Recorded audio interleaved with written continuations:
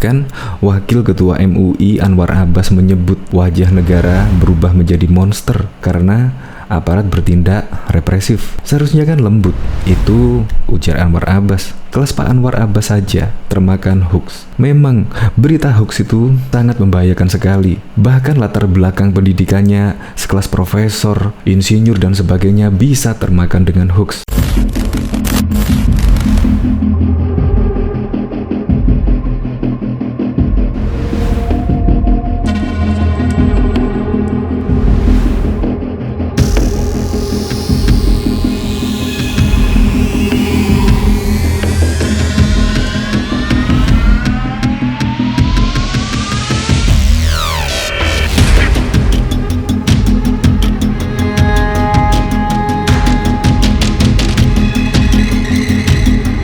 Sebelum menyaksikan video ini, pastikan bosku jangan lupa subscribe. Karena subscribe itu gratis plus bonus tonton video terbaru setiap harinya. Jangan lupa ya. Memang bahaya sekali melihat dan mendengar berita-berita hoax. Bahkan Wakil Ketua MUI Anwar Abbas pun ini kelihatannya sih termakan hoax tentang kehebohan di Wadas pada waktu itu. Nah, saya jadi ingat pertama kali sejak di Wadas ada sebuah akun Twitter yang menyebut ada ribuan aparat kepolisian. Dan ternyata sudah diklarifikasi, ternyata cuma 250 aparat saja yang berjaga. Dan bahkan juga ada yang diculik, bahkan juga dipukul. Setelah dicek di TKP, ternyata orangnya yang ditangkap itu juga main biliar. Bahkan pulangnya disewakan bis dan bahkan juga dikasih bingkisan-bingkisan. Memang kemarin itu berita-berita sangat simpang siur dan bahkan banyak hoaxnya daripada kebenarannya. Bahkan Wakil Ketua MUI Anwar Abbas menyebut wajah negara berubah menjadi monster karena aparat bertindak represif. Seharusnya kan lembut. Itu ujar Anwar Abbas. Kelas Pak Anwar Abbas saja termakan hoax. Memang berita hoax itu sangat membahayakan sekali. Bahkan latar belakang pendidikannya sekelas profesor, insinyur dan sebagainya bisa termakan dengan hoax. Makanya Polda Jateng akan menyelidiki akun-akun yang provokatif dan menyebarkan hoax tentang Desa Wadas tersebut. Ya semoga sajalah Polda Jateng bisa menangkap akun-akun penyebar hoax tersebut, sehingga untuk kedepannya tidak ada lagi berita-berita yang simpang siur. Nah, karena beritanya memang sepenggal-sepenggal, jadi justru masyarakat bingung jika tidak menggunakan akal dan pikiran. Makanya banyak yang termakan hoax pada waktu itu.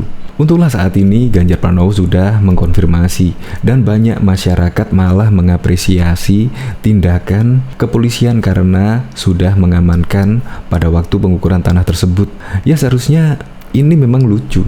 Ketika ada masyarakat yang setuju tanahnya dilakukan pengukuran, seharusnya yang tidak setuju tidak usah melakukan provokasi lah. Itu memang haknya yang mempunyai tanah. Kalau dia setuju ya sudahlah. Yang tidak setuju tidak bakal dilakukan pengukuran. Sebenarnya simpel kok. Pemerintah tidak akan melakukan pengukuran jika warga menolak tanah tersebut. Simpel kan? Jadi ada apa ini ya? Kira-kira apa ada unsur politiknya? Untuk lebih lengkapnya simak berita berikut ini Good News Indonesia. Berani sekali Wakil Ketua MUI sebut negara berubah menjadi monster. Wakil Ketua Umum Majelis Ulama Indonesia MUI Anwar Abbas memberikan pendapatnya terkait kisruh yang terjadi di Desa Wadas, Kecamatan Bener, Kabupaten Purworejo. Anwar menyesalkan tindakan represif aparat negara yang seharusnya bertugas melindungi rakyat. Ia pun menyebut aparat kini telah berubah menjadi monster. Hal ini tentu jelas sangat kita sesalkan dan sangat tidak kita inginkan, karena dalam hal ini negara yang mestinya menampakkan sosok yang lembut dan mengayomi, tapi wajahnya malah sudah berubah menjadi monster, kata Anwar Abbas dalam keterangan tertulisnya pada Kamis 10 Februari 2022. Menurutnya, tindakan represif aparat negara tentu tidak dapat diterima karena bertentangan dengan nilai-nilai Pancasila dan Undang-Undang 1945. Hal itu tentu jelas tidak bisa kita terima karena tindakan yang diambil oleh aparatur negara dan pemerintah tersebut sudah keluar dan bertentangan dengan nilai-nilai yang ada dalam Pancasila dan hukum dasar yang ada di negeri ini, yaitu Undang-Undang Dasar 1945, ucap Anwar Abbas. Dia pun berbicara tentang filosofi dari sebuah pembangunan, termasuk pembangunan waduk dan atau tambang. Anwar menyebut, sejatinya pembangunan adalah untuk kepentingan rakyat, bukan sebaliknya, di mana kepentingan rakyat harus dikorbankan untuk kepentingan pembangunan itu sendiri. Apalagi kalau kebijakan dari pembangunan itu hanya untuk kepentingan segelintir orang saja yang kita sebut dengan para pemilik kapital atau oligarki, kata dia.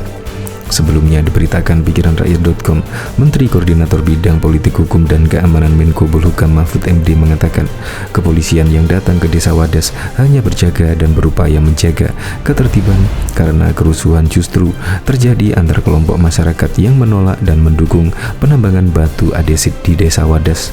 Menurutnya, ada sejumlah orang yang ribut di lapangan, tetapi menolak diamankan oleh polisi dan lari ke rumah warga. Ya, diangkut dari rumah penduduk. Itu bukan dipaksa pergi dari rumahnya, tetapi diangkut karena dia pergi ke rumah penduduk, katanya. Mahfud menjelaskan, pembangunan bendungan bener di Desa Wadas merupakan salah satu proyek strategis nasional yang bertujuan menjadi sumber pengairan 15.000 hektar sawah, sumber air baku, pembangkit listrik, serta alat untuk mengatasi banjir. Bendungan bener direncanakan akan memiliki kapasitas diharapkan dapat mengairi 15.000 hektar lahan, mengurangi debit banjir, menyediakan pasokan air baku, dan menghasilkan 6.000 megawatt listrik. Namun, masih banyak warga Wadas tak setuju dengan pembebasan lahan untuk pembangunan tersebut. Hal ini yang kemudian memicu kericuan saat pengukuran lahan. Diketahui Polda Jateng juga akan menemukan beberapa akun provokatif dan postingan hoax tentang situasi insiden di Desa Wadas, Kecamatan Bener, Kabupaten Purworejo. Polisi tidak segan untuk menindak tegas pengelola akun-akun provokatif dan penyebar postingan yang tidak benar itu. Kabid Humas Polda Jateng, Kombes Pol Iqbal Al-Qudusi mengatakan, Polda Jateng sangat prihatin dengan adanya akun-akun provokatif.